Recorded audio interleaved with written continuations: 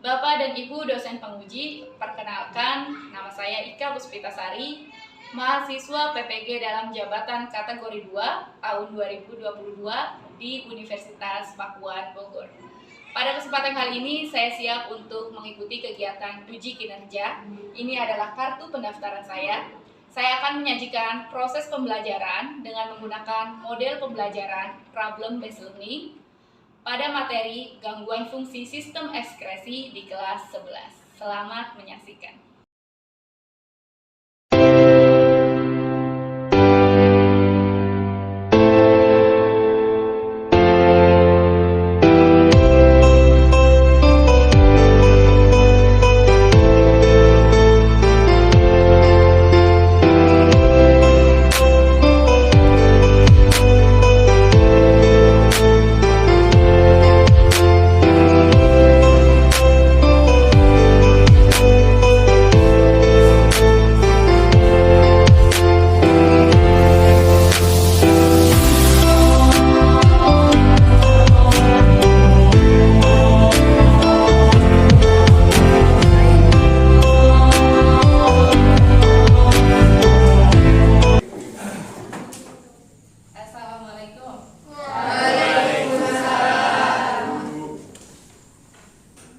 Kelihatannya agak sepi ya.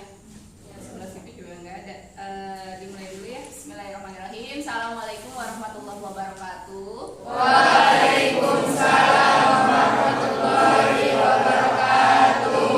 Ya, alhamdulillahirabbil alamin wa bihi nasta'in wa ala umuri dunya waddin. Wassalatu wassalamu ala asrofil anbiya'i wal mursalin sayyidina Muhammadin wa ala alihi washabbihi ajmain. Ya, bersyukur sekali kepada Allah yang Maha Kuasa bisa mengizinkan kita untuk bertemu dalam kegiatan pembelajaran kita seperti biasa ya. Gimana kabarnya kalian hari ini? Alhamdulillah, luar biasa. Allahu Akbar. Ya, sudah bersemangat. Sebelum mulai pembelajaran kita berdoa terlebih dahulu. Silakan untuk Krisna dipimpin dulu untuk berdoa. Siap, bro. Sebelum baca apa ini kita berdoa. Berdoa dalam hati, mulai. Selesai. Memberi salam. Assalamualaikum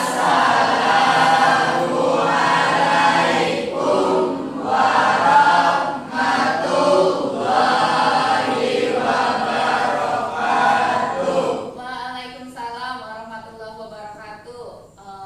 Kita tetap semangat dulu ya. Kayaknya lemas. Masih hafal kan gerakannya? Masih. 1, 2, 3. Silahkan berdiri dulu. 1, 2, 3. Tepuk semangat.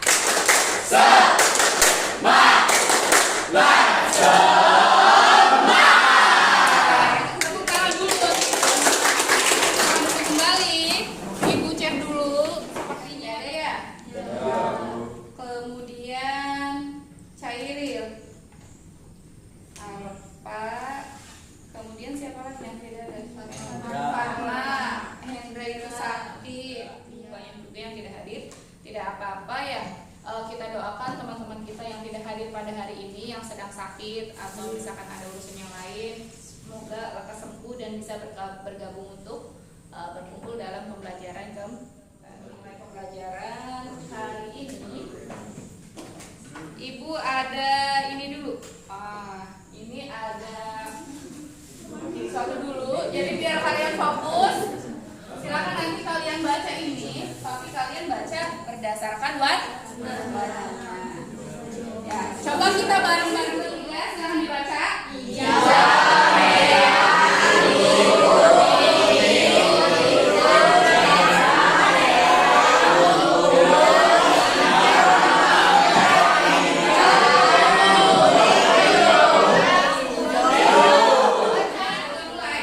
Hijau, merah, biru, kuning, biru, hitam, merah, ungu, hijau, hitam, merah, kuning, hijau, ungu, biru. Ibu kebetulan bawa minuman hari ini ya. Minumannya ada 2. Yang satu minuman yang berwarna, tadi mereknya udah dibuang. Yang satu lagi minuman air mineral yang biasa. Kalau ibu bertanya pada kalian, kira-kira air minum yang mana yang sering kalian minum? Yang sebelah kanan apa kiri? Kiri.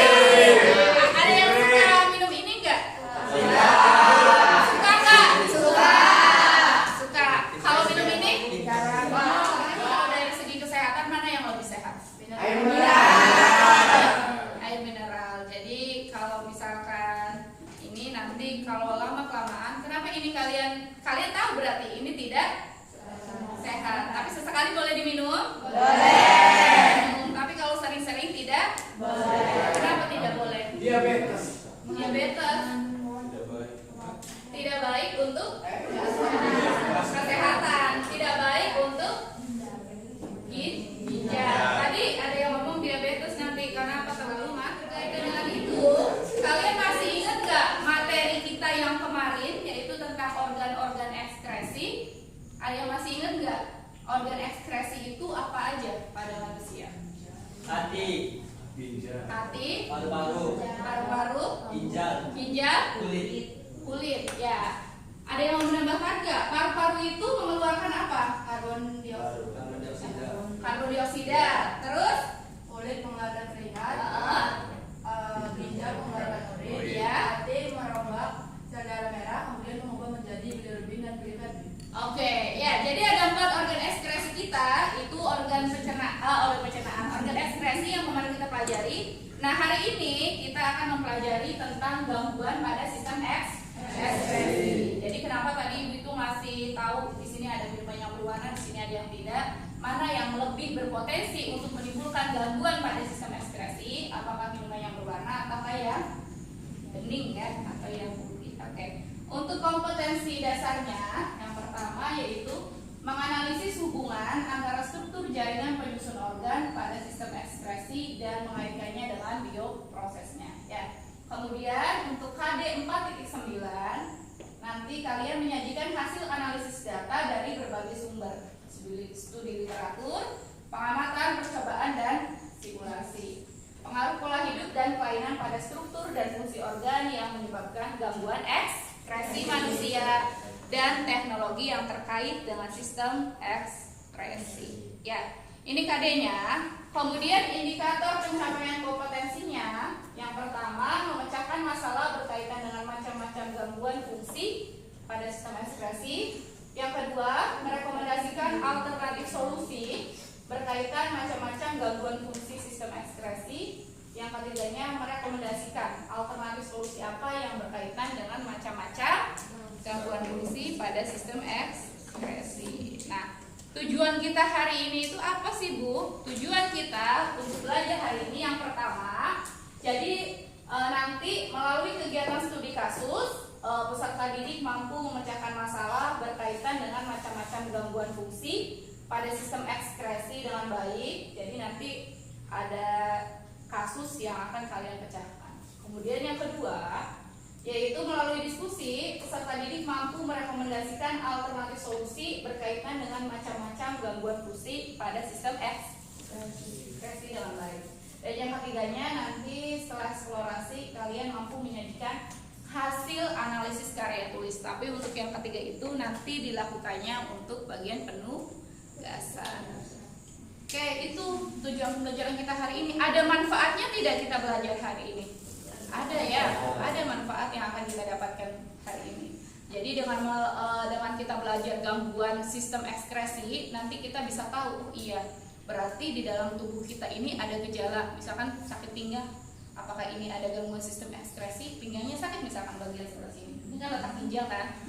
Nah, itu kalian bisa tahu. Atau misalkan ketika kalian sesak juga sama kan, paru-paru, sistem ekskresi. Atau misalkan ketika kalian tadi pagi pipis, kemudian kalian melihat air seninya misalkan biasanya warnanya agak putih, sekarang lebih pekat. Itu motivasi kita untuk belajar hari ini ya. Jadi supaya kita tahu kita ini mengalami gangguan tidak ya. Kalau mengalami gangguan kita itu harus perhatikan gambar di bawah ini. Ini air apa? Kemudian yang kedua ini galon RO, katakanlah air RO yang harganya 5.000 sampai 6.000. Ini minuman Mahal. atau minuman kemasan. Ya. Yang sebelah sini juga sama, minuman kemasan. Silahkan ya. Galon. Kenapa kalian sering konsumsi teh galon? Murah. Punya air mineral lebih murah. Iya, Bu. Berarti kalau sarapan pagi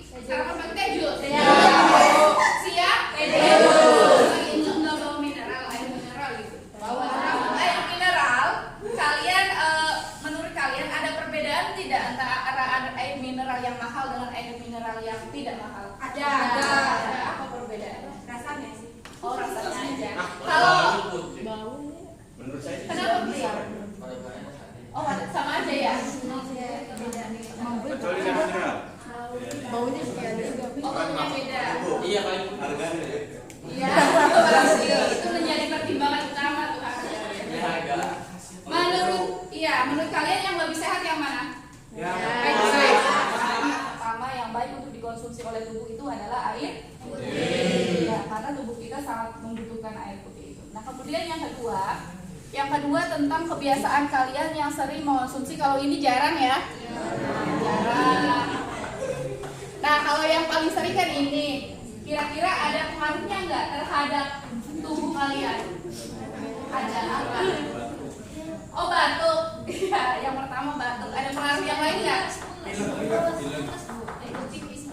Ya, di beberapa orang mungkin karena tidak cocok dan tidak biasa jadi mules, tapi di beberapa orang justru tidak. Kalau kalian konsumsi tisu tiap hari, everyday, pagi, siang, sama sore, sama malam, itu kira-kira baik nggak untuk organ ekskresinya? Baik. Kalau tidak baik, berarti harus diganti dengan minum air. Oke, sekarang ada dilanjutkan ya. Oke, ini ada video, silakan perhatikan. Nah, pernahkah kalian menjumpai gangguan sistem ekspresi pada ginjal berikut ini? Yang pertama ada albuminuria, di mana pada penderitanya ditemukan urin yang mengandung protein. Kedua, ada gagal ginjal. Wah, kalau dilihat dari gambarnya sepertinya mengerikan sekali ya. Gimana menurut pendapatmu? Dan yang ketiga, ada batu ginjal. Tentunya penyakit ini sangat familiar bukan di telinga kalian?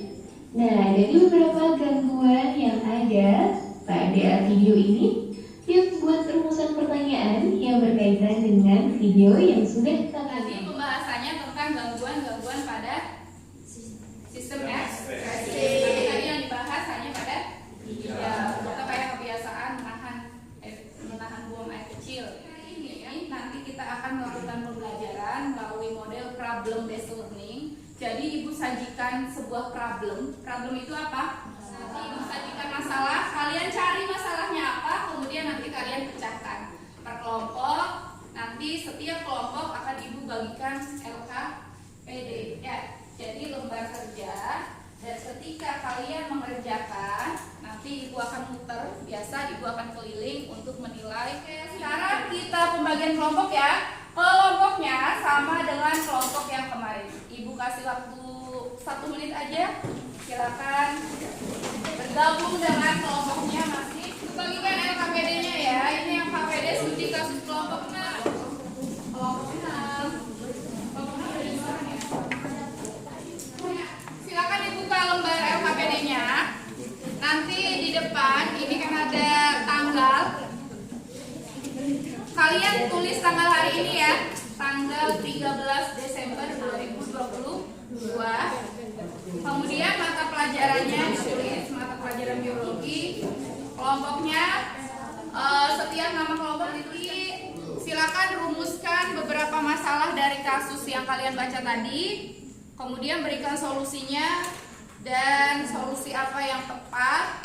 Dan yang terakhir kalian utarakan kendala-kendalanya. Paham ya? Paham. Ada yang mau ditanyakan? Ada yang mau ditanyakan? Tidak ada? Oke, silakan dikerjakan kalau tidak ada.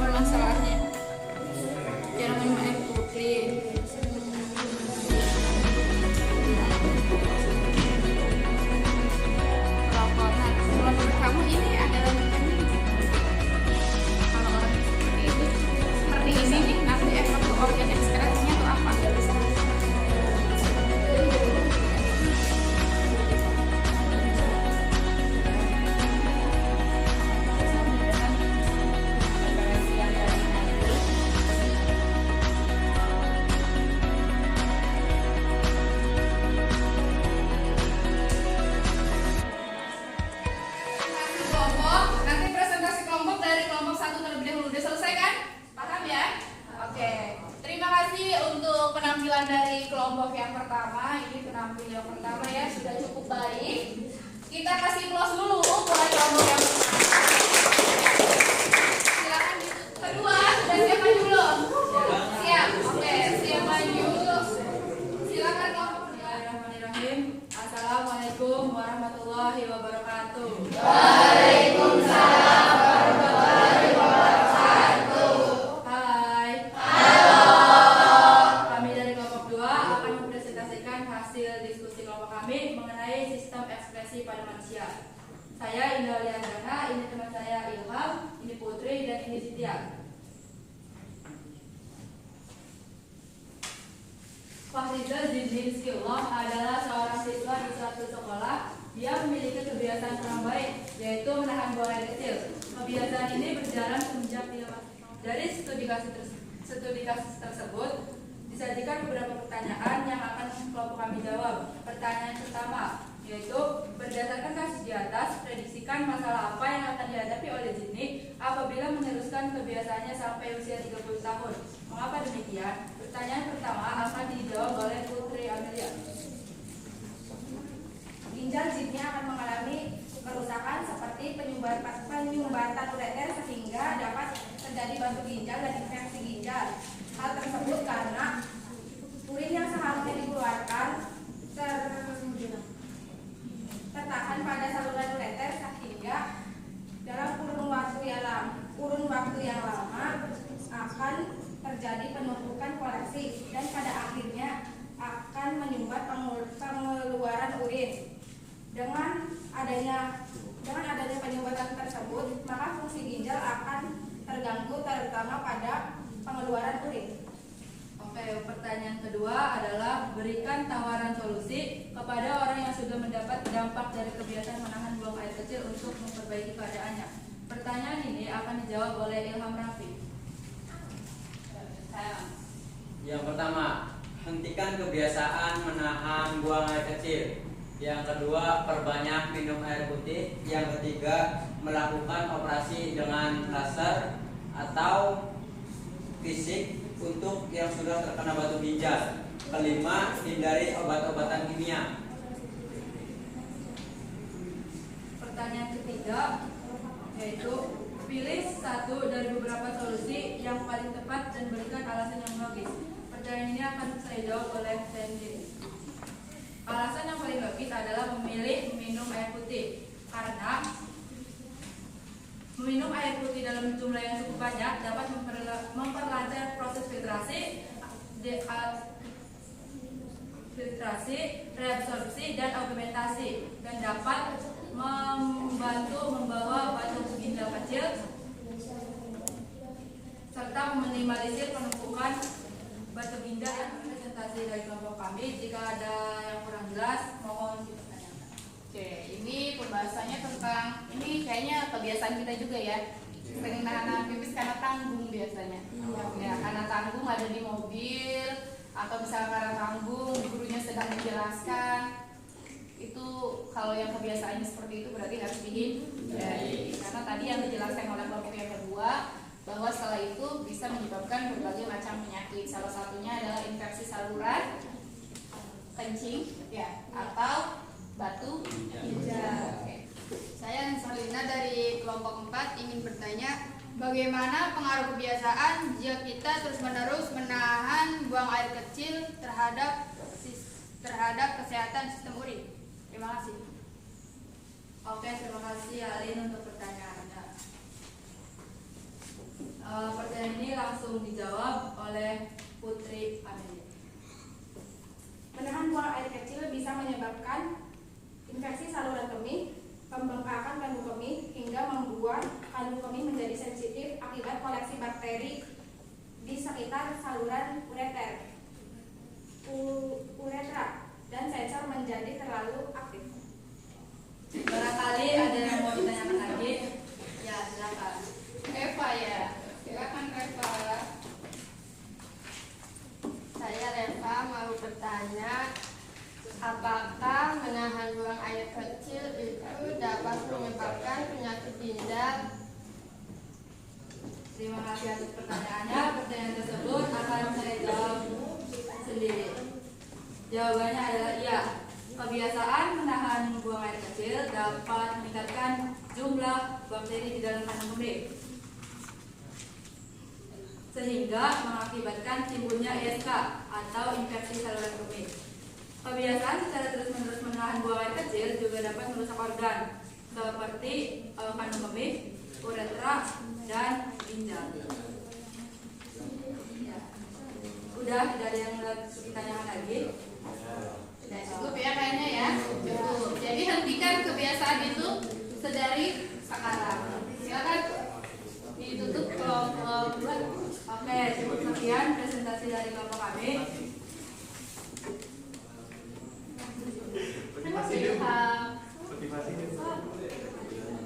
Oh iya, kata-kata motivasi yang akan dibacakan oleh Putri.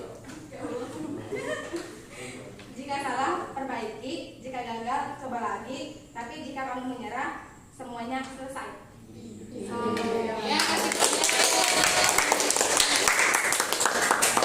Cukup sekian presentasi dari kelompok kami. Kurang lebihnya mohon maaf. Wassalamualaikum warahmatullahi wabarakatuh. Waalaikumsalam warahmatullahi wabarakatuh. Ya, terima kasih banyak kelompok 2, kelompok 1, kelompok 2, kelompok 3, kelompok 4, kelompok 5 dan kelompok 6 tadi sudah selesai semua memberikan pembahasannya masing-masing. Memang gangguan pada organ ekspresi itu sangat banyak. Dari keempat organ itu tadi yang disebutkan dari kelompok 1 gangguan apa tadi?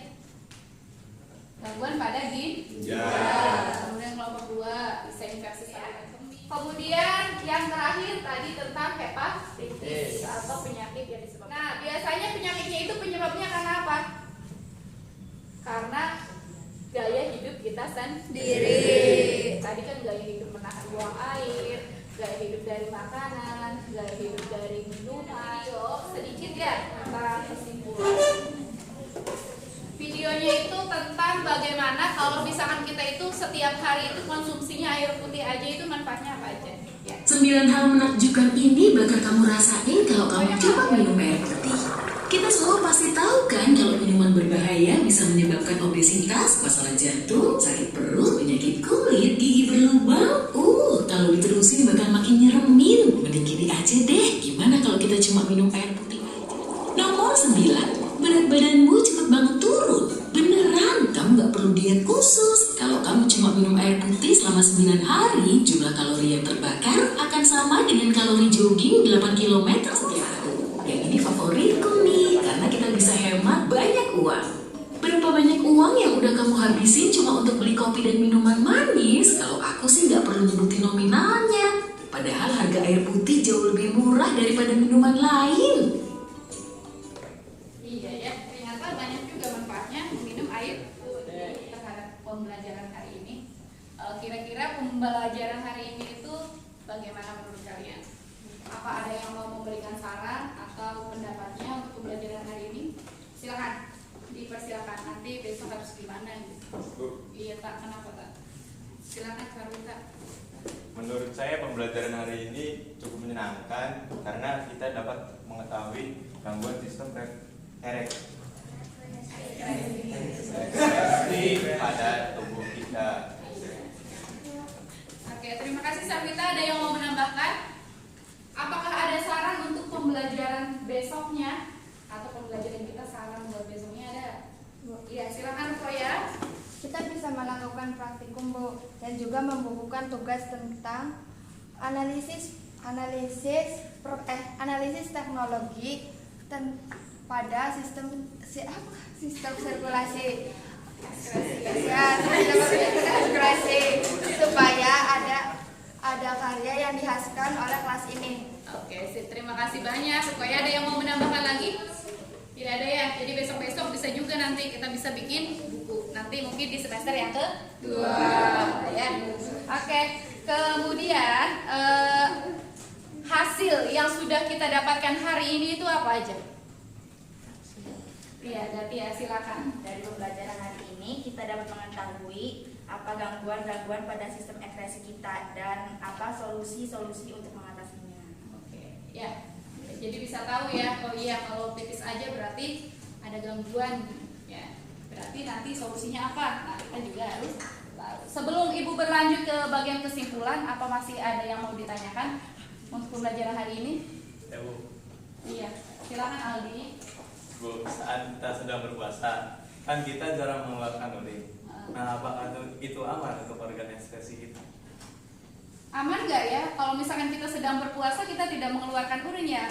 Ya tidak mengeluarkan urin karena kita tidak memberi asupan air minum ya. Jadi sedikit air minumnya, urin yang dikeluarkan. Jadi memang kalau misalkan dalam keadaan berpuasa, ya justru itu menyehatkan kita ya. Jadi idealnya itu sedang, kalau kata kelompok 1 itu tadi revitalisasi. Jadi sedang istirahat dulu gitu. Jadi tetap bekerja tapi kerjanya tidak berat seperti pada hari-hari dia. Kesimpulan ya untuk pembelajaran kita hari ini. Ada yang mau menyampaikan kesimpulan nggak pada kesempatan hari ini? Indah sama Dewi ya, silakan siapa dulu? Ya. Iya, silakan Indah. Oke, untuk kesimpulan pada pembelajaran kali ini kita mengetahui bahwa sistem ekskresi adalah sistem pengeluaran zat tersisa pada makhluk hidup. Organ yang melakukannya ada 4. Yang pertama yaitu paru-paru mengeluarkan karbon dioksida, yang kedua kulit mengeluarkan keringat, yang ketiga ginjal mengeluarkan urin, yang keempat hati yang merombak sel darah merah kemudian merubahnya menjadi bilirubin dan biliverdin. Ada banyak jenis penyakit yang dapat terjadi pada tubuh kita apabila sistem ekskresi kita tidak berjalan dengan baik. Di antaranya adalah hepatitis, batu ginjal, kanker paru-paru, dan lain sebagainya. Oleh karena itu, kita harus senantiasa menjaga tubuh kita agar selalu sehat dengan cara olahraga, istirahat yang teratur, minum air putih, dan lain sebagainya. Terima kasih. Terima kasih, bagus sekali ya Indah. Oke, kesimpulannya silahkan disambung oleh Risa. Dari pembelajaran hari ini kita jadi tahu tentang organ-organ yang mengeluarkan zat sisa pada tubuh manusia. Dan kita juga jadi lebih tahu bagaimana cara menjaganya untuk tidak terjadi penyakit yang seperti disebutkan oleh Indah. Ya, betul sekali. Jadi kita tahu, oh ini gangguan ini. Berarti kita harus ada video satu lagi untuk kalian. Ini video kesimpulan kita hari ini. Sahabat beriman, Islam mengajarkan kita berperilaku yang baik dalam kehidupan sehari-hari, termasuk juga adab-adab makan dan minum. Rasulullah SAW tidak menganjurkan makan dan minum dalam posisi berdiri. Lantas, mengapa Rasulullah SAW melarang kita makan dan minum sambil berdiri? Apakah makan dan minum sambil berdiri berdampak pada kesehatan? Di waktu apa makan dan minum sambil berdiri diperbolehkan? Makan dan minum sambil berdiri. Apa yang disampaikan Rasulullah SAW tentunya mengandung kebenaran, juga kebaikan untuk kelangsungan hidup manusia, termasuk juga tata cara makan dan minum. Beliau sama sekali melarang kita makan atau minum dalam posisi berdiri. Dari Anas bin Malik, Rasulullah SAW melarang minum sambil berdiri. Qadatah menjelaskan, lalu kami bertanya, kalau makan? Beliau bersabda, kalau makan sambil berdiri, maka itu lebih buruk dan keji. Hadis riwayat Muslim. Larangan makan dan minum sambil berdiri ini tentu sudah diajarkan orang tua sejak masih. Larangan makan dan minum sambil berdiri tentu ada alasannya. Fakta ilmiah menjelaskan, makan atau minum sambil berdiri tidak sehat bagi tubuh. Dr. Abdul Razak Al-Kailani menjelaskan, makan dan minum sambil duduk lebih menyehatkan, aman, enak, dan menjaga kehormatan. Makan dalam posisi duduk akan melewati dinding perut dengan pelan dan lembut. Sementara makan yang dilakukan sambil berdiri menyebabkan jatuhnya air ke dasar perut dengan keras. Hal ini terjadi berulang-ulang, bisa menyebabkan perut menjadi longgar dan lemah. Selanjutnya akan terjadi gangguan pada pencernaan. Minum sambil berdiri juga dapat merusak saringan ginjal. Saat berdiri, penyaringan menjadi tidak optimal. Kotoran bisa menumpuk di ginjal dan kandung kemih. Kondisi ini akan menyebabkan gangguan saluran kemih. Efek jangka panjangnya menyebabkan kerusakan permanen pada ginjal. Tapi tadi anjuran untuk minum sambil. Hari ini kita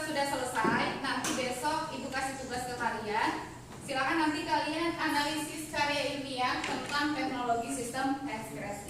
Jadi silakan kalian cari jurnalnya yang ada di internet, boleh cari di Google atau dari apapun.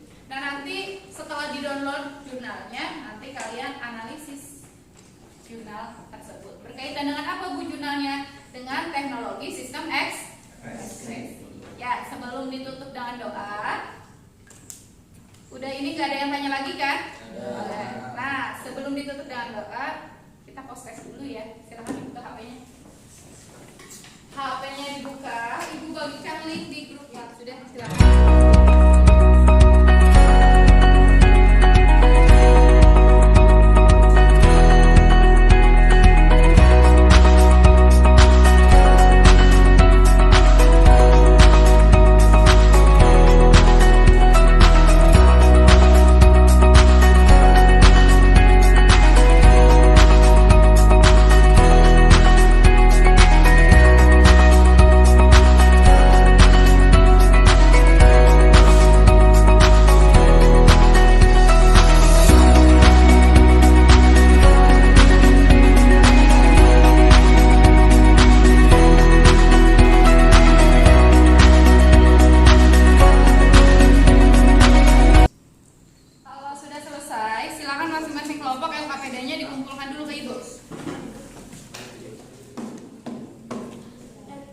Oke, silakan kalau sudah selesai post testnya, sudah selesai pembelajaran kita hari ini, kita ucapkan alhamdulillah bersama-sama. Alhamdulillah. Amin. Ya sekarang dibereskan dulu bukunya, nanti kita tutup. Ya berat, sebelum pulang alhamdulillah kita berdoa. Khotbah dalam hati, boleh. Selesai. Memberi salam. Assalamualaikum warahmatullahi wabarakatuh. Waalaikumsalam warahmatullahi wabarakatuh. Hati-hati pulangnya ya.